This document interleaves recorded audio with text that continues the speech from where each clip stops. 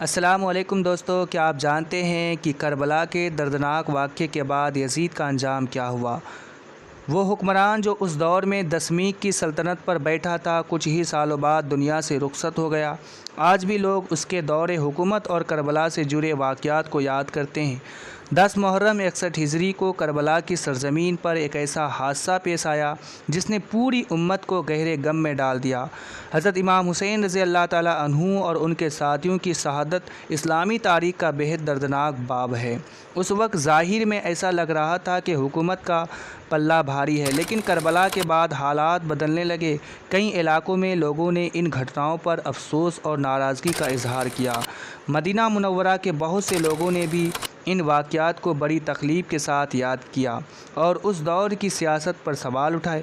لوگ اکثر کربلا کی شہادت کا ذکر کرتے ہیں، لیکن اس کے بعد اسلامی دنیا میں کیا کیا بدلاؤ آئے، لوگوں کا رویہ کیسا رہا اور آگے چل کر اس دور کی تاریخ نے کون سے نئے موڑ لیے، آج کی اس ویڈیو میں ہم انہی تاریخی واقعات کا ذکر کریں گے، اس لیے ویڈیو کو آخر تک ضرور دیکھیے۔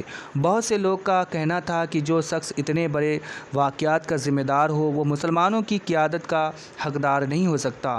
جب یزید کو یہ خبر ملی کہ مدینہ کے کئی لوگوں نے اس کی بیعت قبول کرنے سے انکار کر دیا ہے تو وہ بہت ناراض ہوا۔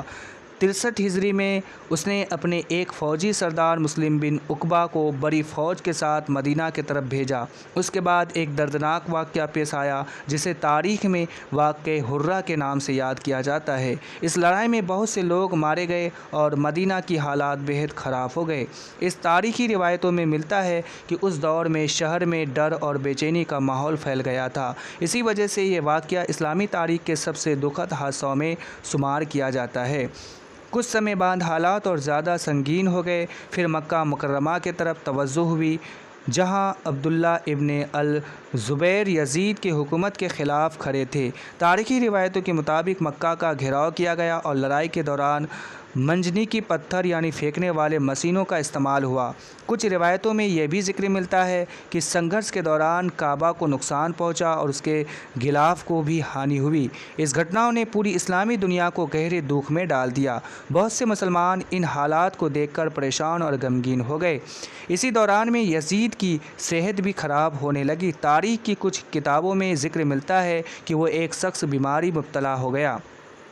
حالانکہ اس کی بیماری اور موت کی صحیح کیفیت کے بارے میں مختلف روایتیں موجود ہیں، اس لیے اس بارے میں یقینی طور پر کچھ کہنا مشکل ہے۔ آج ہم انہی تاریخی واقعات اور ان کے اثرات کا ذکر کریں گے تاکہ اس دور کی تاریخ کو بہت بہتر انداز میں سمجھا جا سکے۔ یزید کی بیماری اور اس کی موت کے بارے میں تاریخ کے کتابوں میں مختلف روایتیں ملتی ہیں، اس لیے ان تمام باتوں کو یقینی حقیقت نہیں بلکہ تاریخی روایتوں کے طور پر سمجھنا چاہیے۔ کچھ روایتوں میں ذکر ملتا ہے کہ اپنی زندگی کے آخری دنوں میں یزید ایک سخت بیماری میں مبتلا ہو گیا تھا۔ کہا جاتا ہے کہ اسے بہت زیادہ پیاس لگتی تھی اور بار بار پانی پینے کے باوجود اسے سکون نہیں ملتا تھا۔ کچھ لوگوں نے اسے اس کے دور کے واقعات سے جڑ کر دیکھا، جبکہ اس کی تفصیلات پر اتہاس کاروں کے بیچ اتفاق نہیں ہے۔ کچھ دوسری روایتوں میں یہ بھی بیان کیا گیا ہے کہ بیماری کی وجہ سے وہ بہت پریشان اور بے چین رہنے لگا تھا۔ رات کے وقت اسے خوف اور گھبراہٹ محسوس ہوتی تھی اور اس کی صحت دن بدن کمزور ہوتی جا رہی تھی۔ تاریخ کی کچھ کتابوں میں یہ بھی ملتا ہے کہ یزید عیش و آرام اور دنیاوی مشغلوں سے زیادہ دلچسپی رکھتا تھا۔ کچھ روایتوں کے مطابق اسے جانور پالنے اور تماشے دیکھنے کا شوق تھا۔ حالانکہ ان روایتوں کی تفصیل اور ان کی صنعت کے بارے میں اتہاس کاروں کی الگ الگ رائے ہیں۔ اہل علم اکثر کہتے ہیں کہ دنیا کی طاقت اور بادشاہت ہمیشہ نہیں رہتی۔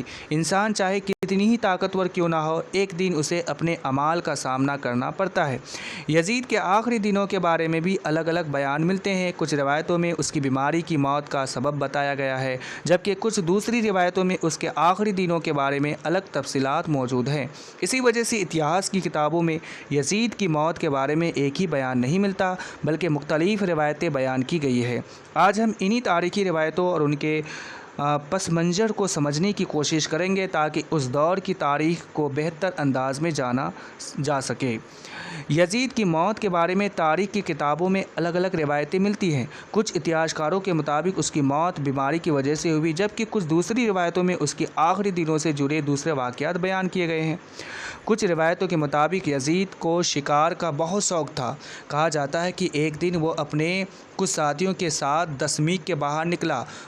وہاں اس نے ایک جنگلی جانور دیکھا اور اس کا پیچھا کرنے لگا۔ آگے چل کر اس کے ساتھ ایک حادثہ پیش آیا جس کی تفصیل الگ الگ کتابوں میں الگ انداز میں بیان کی گئی ہے۔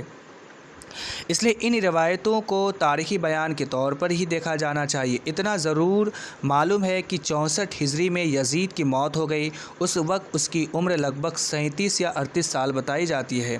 اس کے بعد اس کا بیٹا معاویہ حکومت پر بیٹھا۔ کچھ اتہاس کاروں نے لکھا ہے کہ اس کا مزاج اپنے والد سے الگ تھا۔ اس نے بہت کم عرصے تک حکومت کی اور پھر سطح سے الگ ہو گیا۔ اس کے بعد وہ تاریخ کے کتابوں میں مختلف روایتیں موجود ہیں۔ کئی تاریخی بیان بتاتے ہیں کہ اس دور میں لوگوں کے بیچ کربلا کے واقعے کو لے کر گہرا دکھ اور بے چینی تھی۔ حضرت حسین ابن علی کی شہادت نے پوری امت کو پربھاوت کیا اور صدیوں بعد بھی واقعہ یاد کیا جاتا ہے۔ یزید کو دسمیک میں دفن کیے جانے کا ذکر ملتا ہے، لیکن اس کی صبر اس سے جڑی تفصیلات کے بارے میں اتہاس کاروں کی رائے ایک جیسی نہیں ہے۔ الگ الگ کتابوں میں الگ الگ بیان ملتے ہیں۔ دوسری طرف امام حسین سرین آج بھی دنیا بھر کے مسلمانوں کی محبت اور عقیدت کا مرکز ہے، جہاں لاکھوں زائرین حاضری دیتی ہے۔ پیارے دوستو، کربلا کا سب سے بڑا پیغام یہ ہے کہ انسان کو ہر حال میں حق، انصاف اور سچائی کا ساتھ دینا چاہیے۔ حضرت امام حسین رضی اللہ تعالیٰ عنہ کی دین اور اصولوں کی خاطر بڑی قربانی پیش کی، اور اسی وجہ سے ان کا نام آج بھی عزت، صبر اور بہادری کی مثال کے طور پر لیا جاتا ہے۔ آج کی ویڈیو میں بس اتنا ہی تک رکھتے ہیں، پھر اگلے ویڈیو میں ہم بہت جلد ملیں گے۔ تب تک کے لیے اللہ حافظ۔